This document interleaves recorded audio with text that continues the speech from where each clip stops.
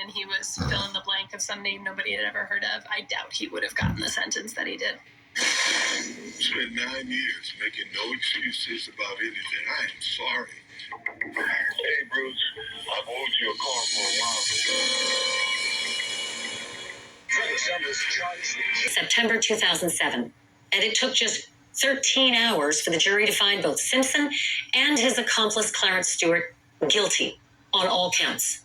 A verdict delivered 13 years to the day that O.J. was found not guilty of murdering his ex-wife Nicole and her friend Ron Goldman.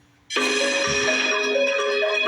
back on the record in State of Nevada versus Simpson and Stewart. There's one person who was the ringleader, so to speak, in this case, and that was Mr. Simpson. He was the one who wanted to get this property. And despite the fact that he had the able assistance of a very bright lawyer named Neil Galanter, he chose to use force and violence to take this property. As the court is aware, my biggest concern throughout this case has been payback or retribution. My client's acts were beyond stupid. I truly believe, Your Honor, that Mr. Simpson's intent was not to cause harm. And we know from public statements from Mr. Beardsley and Mr. Furman that they feel the same way. And I submit to the court that the court should be lenient, sentence Mr. Simpson at the bottom of the range, 6 years. So now, Mr. Simpson, go ahead and stand. Yes, Your Honor, I stand before you today. Sorry. Somewhat confused. I feel like apologetic to the people in the state of Nevada. And I wasn't there to hurt anybody. I just wanted my personal things, and I realized I was stupid of me.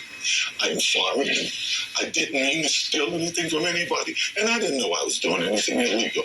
I thought I was confronting friends and retrieving my property. So I'm sorry. I'm sorry for all of it. I can say the OJ that I knew at that time would not surprise me that he would befriend people who were maybe what we'd call characters. He did. He was a very generous man, and he gave a lot to many of his friends. I could see the possibility that he would get involved with people without really checking them out very well. Earlier in this case, at a bail hearing, I said to Mr. Simpson, I didn't know if he was arrogant or ignorant or both. And during the trial, and through this proceeding, I got the answer, and it was both. It was clear to the court that you believed you could do in Las Vegas what you couldn't do elsewhere. You could get your stuff back. I have to tell you now, it was much more than stupidity. I'm not here to try and cause any retribution or any payback for anything else. I want that to be perfectly clear to everyone. Judge Glass starts out. I want it to be made clear that this has nothing to do with the 95 murder trial. Well, if it has nothing to do with it, then why even bring it up? I'm going to sentence you as follows. Count 1, conspiracy to commit crime, 1 year in the county jail. Count 2, conspiracy to commit kidnapping, a minimum term of 12 months, max term of 48 months in the Nevada Department of Corrections.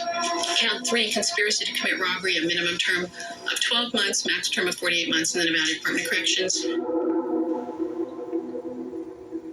What my take on the sentencing was did it surprise me? No. Judge Glass had a reputation for being a no-nonsense, tough judge. She had been tough throughout the whole trial. If you're asking me my opinion on if the sentence was fair, my answer is yes. And my answer is yes because that's the justice system we have. She could have given him more time, but she gave him almost as much as she could give him, based on what he was found guilty of.